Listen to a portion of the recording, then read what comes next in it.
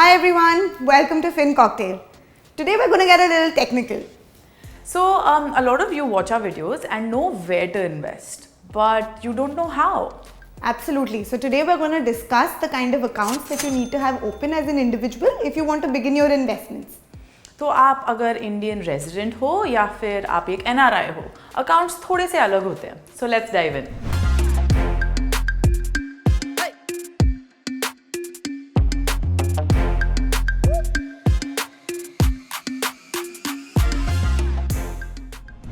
First things first, different types of investments usually require different types of accounts to be opened.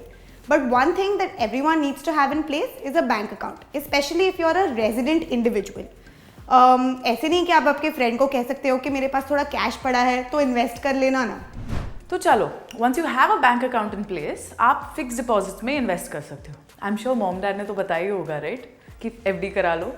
But to get access to different types of investment opportunities, mainly stocks, bonds, etc., what you need to have in place is a demat account and a trading account. So before we get into the details of that, let me remind you to like, share and subscribe to our channel, and don't forget to hit the bell icon. Okay, so a demat account or a dematerialized account basically holds all the shares and securities in an electronic format. Now, any kind of transactions that you make, all of them get held into the demat account. For example, you buy shares, you buy bonds, you buy government securities, exchange traded funds, mutual funds, all of them can be held in the demat account. A trading account essentially is used to buy and sell equity shares on the stock market. You can open this trading account with any registered stockbroker who can then execute these trades on your behalf. Every trading account has a unique trading ID which is used to perform online transactions. So, a trading account acts as a link between the demat account and the bank account. For example, you want to purchase shares. Once you've placed the order through the trading account, it then goes for processing to the stock exchange. And once it's processed and executed, the set number of shares get deposited into your demat account and an equivalent amount gets deducted from your bank account.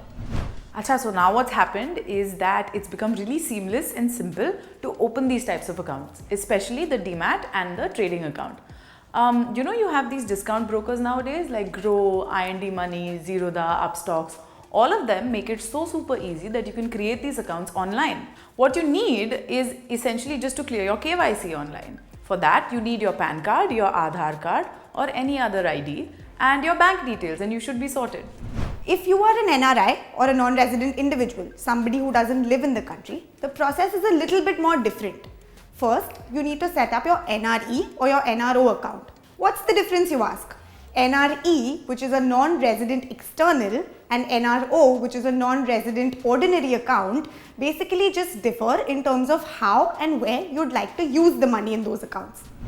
An NRE account is used by an NRI to park their foreign earnings in India, whereas an NRO account is used to manage the money earned within India, for example, rent, dividend or interest. So the interest earned in an NRE account is tax-free within India, but it's taxable under the NRO account. But the main difference is of repatriation. So if you have an NRE account, you can freely transfer the money back to your country of residence. Under the NRO account, however, there are some limits to repatriation. Okay, so let me simplify this a little. So I have a cousin who basically lives in the States along with his family, and he doesn't intend to move back to India. He, however, would like to make investments in India. Therefore, he opened an NRE account which easily allows him to repatriate the money back to the US. On the other hand, I have an aunt who lives in London. Now, she is pretty old and she owns a property in India which she's put on rent. Eventually, she would like to come back to India and settle here. Therefore, she has an NRO account which will allow her to use the money within India itself. So after you open either an NRE or an NRO account according to your needs, you need to open what is called a PIS. A PIS is a portfolio investment scheme designed by the RBI to allow NRIs to invest in India. So what happens is under the PIS, you need to set up your demat and your trading accounts. So let me sum this up for you. As an NRI, step 1 is to set up your bank account. Step 2 is then to decide whether you'd like your money to be repatriable or non-repatriable.